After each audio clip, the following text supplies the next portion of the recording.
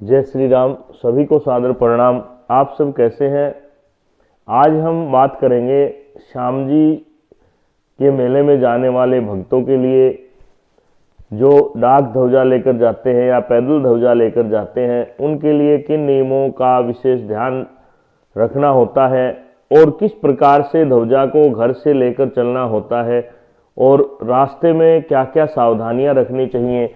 अगर कोई वहां पर जाकर दंडवत पेट पिलानिया जो उसको बोलते हैं हमारी भाषा में, जो रिंगस मोड़ से खाटू धाम तक करते हैं, उनके लिए क्या नियम होने चाहिए। देखिए, सबसे पहले तो ध्यान रखें कि कोई भी पूजा पाठ हो, कोई भी कार्य हो भगवान से संबंधित, तो उसमें श्रद्धा का होना विशेष है। बिना श्रद्धा के किया गया कार्य निरर्थक होता है, तो इसलिए आपकी श्रद्धा भावना होनी चाहिए। उसके बाद अगर आपको खाटू श्याम जी के मेले में जाना है तो तारीखों का पता होना चाहिए। 17 फरवरी को अमावस्या है, 18 से मेला प्रारंभ होगा और 27 फरवरी तक यह मेला चलेगा। यह एकम से लेकर 10वीं तक, प्रतिपदा से 10वीं तिथि तक, एकादशी तिथि तक यह 11 दिन का मेला रहेगा। और इस मेले में गिनती के हिसाब से तो 10 दिन रहेंगे, लेकिन प्रतिपदा से एकादशी तक 11 तिथियां मानी जाती हैं। तो उन तिथियों के अनुसार आपको किसी भी दिन दर्शन करना सही रहेगा। जब भी आप पहुंचे उसी दिन आप दर्शन कर लें। विशेष रूप से कई अलग अलग क्षेत्रों में एकादशी, द्वादशी या नवमी की मान्यता है, वो आप अपने कुल पुरोहित या कुल गुरु या गांव में जो बड़े बूढ़े हैं उनसे पता करके चलना चाहिए। अब बात करते हैं कि ध्वजा लेकर जाएं तो सबसे पहले क्या करें। सबसे पहले आप एक ध्वजा खरीदें। ज़्यादा बड़ी भी नहीं होनी चाहिए, ज़्यादा छोटी भी नहीं, लगभग आप 1.25 हाथ की या इससे ऊपर की ध्वजा ले सकते हैं। और उस ध्वजा के साथ आप नारियल लेवें और 11, 21, 51 जितनी भी आपकी श्रद्धा हो दक्षिणा लगाएं और उस ध्वजा को, नारियल को, रुपयों को लेकर पूरे घर में घूम जाएं। पूरे घर में घूम करके मंदिर में रखें। जैसे आपको अमावस्या से अगले दिन यात्रा प्रारंभ करनी है, तो अगले दिन प्रातःकाल समय से उठ करके आपको गांव का जो मंदिर है वहाँ पे प्रणाम करना चाहिए। फिर घर आकर के ध्वजा को उस बांस के डंडे के ऊपर लगा करके अच्छे से बांध करके, हो सके तो नारियल और जो पैसे हैं उनको भी आप ध्वजा के पास ही बांध दें।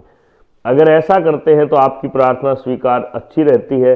फिर भी अगर आपको लगता है कि वजन होगा, रास्ता लंबा है या कोई गलती से कहीं गिर सकता है, तो आप उसको बैग में भी डाल सकते हैं।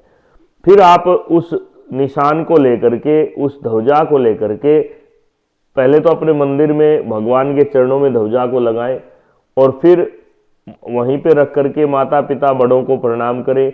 अगर आप विवाहित हैं तो आपकी पत्नी सबको कुछ दक्षिणा देवे, जितने भी आपके परिवार में बड़े हैं। और फिर आप नगर के देवता, कुल देवता, पितृ देवता सबका जयकारा लगाते हुए घर से चले। कोशिश करें कि गांव का जो मंदिर है वहाँ पे ध्वजा को भगवान के चरणों में स्पर्श करा करके फिर आप यात्रा प्रारंभ करें। उसके बाद कोई विशेष, अगर आपका खाटू श्याम जी का मंदिर है आसपास में जहाँ की मान्यता अधिक हो, तो वहाँ से भी आप यात्रा प्रारंभ कर सकते हैं। जब भी आप यात्रा प्रारंभ करें अपनी जन्मभूमि को प्रणाम करके जाएं और ऐसा कहें कि मेरे गांव के देवता, कुल देवता, पितृ देवता सभी मेरे साथ खाटू धाम चले और हम आपको बाबा के दर्शन के लिए आमंत्रित कर रहे हैं और हमारी यात्रा निर्विघ्न हो, ऐसा आशीर्वाद दे करके जो चरण धूलि है, जो आपके गांव की मिट्टी है, उसको उठा करके आप माथे पर लगाएं और पुनः प्रणाम करके आप यात्रा प्रारंभ करें। यात्रा प्रारंभ करने के बाद जहाँ कहीं भी आप रुके, सबसे पहला तो यह है भोजन स्वयं पाकी अगर है, अगर आप भोजन स्वयं बनाकर करें रास्ते में तो यह अति उत्तम रहेगा। या आप फलाहारी रहे, आप पूरे रास्ते में अन्न ग्रहण न करें। सबसे सही नियम तो यह है कि आप स्वयं भोजन बनाएं, एक समय भोजन करें। दूसरा नियम यह है कि आप भोजन अगर नहीं करते हैं तो फलाहार या दूध के साथ आप 5, 7, 10 दिन जितनी भी आपकी यात्रा है आप निकालें। और जहाँ भी आपको लगे लघु शंका करनी है तो आपको ध्वजा को किसी दूसरे भक्त को दे करके या किसी पेड़ पर या किसी झूले पर उसको टांग करके उसके बाद में आपको पेशाब आदि लघु शंका आपको अगर करनी है तो वो करके आए। फिर हाथ धोएं, कुल्ला करें, पैर धोएं, पैरों के छींटे लगाएं।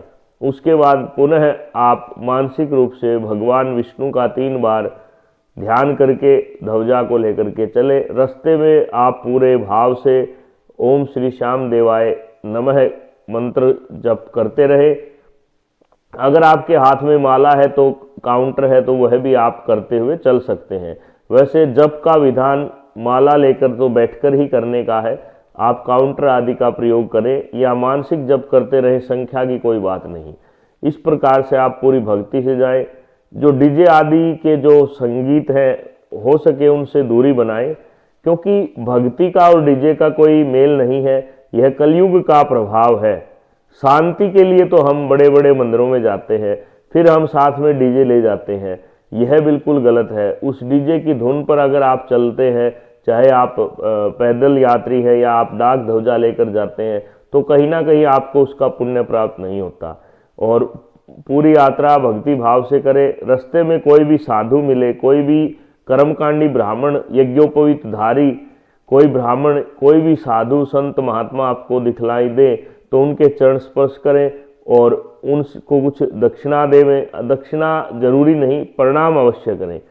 और रास्ते में जो भी मंदिर आए सब में चाहे पता चले किस देव का है, नहीं पता चले, लेकिन प्रणाम करते हुए आप आगे बढ़ें और इस प्रकार से आप जाएं। अगर आप दंडवत यात्रा करते हैं तो दंडवत यात्रा में भी विशेष नियम यही है कि आप एक समय भोजन करें और जहाँ पर कोशिश करें किसी के घर में रास्ते में नहीं रुकना चाहिए, मंदिर या धर्मशाला में ही आश्रय ग्रहण करना चाहिए। इस प्रकार से आप इस खाटू धाम यात्रा को पूर्णतया समर्पित भाव से पूरी करें और वहाँ पर जा कर के भगवान के दर्शन करें। और पुजारी जी से या कोई भी ऐसा आपको सेवक दिखाई दे तो ध्वजा मांग सकते हैं, ताकि वो ध्वजा आप ला करके अपने घर के नैऋत्य कोण में लगा सकें। जरूरी नहीं आपकी ध्वजा ही मिले, और कहीं और किसी की चढ़ी हुई ध्वजा भी आप लेकर आ सकते हैं, वो प्रसाद के रूप में आपको प्राप्त हो सकती है। तो इस भाव से आपको यह यात्रा करनी है। कोई भी प्रश्न हो या कोई भी आपके मन में किसी भी तरह का विचार हो, ध्यान रहे, संयम रखें, ब्रह्मचर्य का पूर्ण ध्यान रहे। मन में 1 मिनट के लिए भी कोई भी काम वासना से संबंधित विचार न आए। अगर ऐसा होता है तो कहीं ना कहीं आपकी भक्ति में दोष लगता है। अतः इन सब बातों का ध्यान रखें और यात्रा को शांति प्रिय तरीके से एक दूसरे का सहयोग करते हुए और भगवान के नाम का जयकारा लगाते हुए आप इसको पूर्ण करें। और कोई भी प्रश्न हो तो आप हमारे व्हाट्सएप पर छोड़ सकते हैं। जन्म कुंडली से संबंधित कोई बात हो तो भी पूछ सकते हैं। आपके जीवन से संबंधित, गृहस्थ जीवन से संबंधित कोई भी प्रश्न हो तो आप पूछ सकते हैं। हम आपको उचित मार्गदर्शन देने का प्रयत्न करेंगे। धन्यवाद। आपका दिन शुभ हो। पुनः आपको जय श्री श्याम।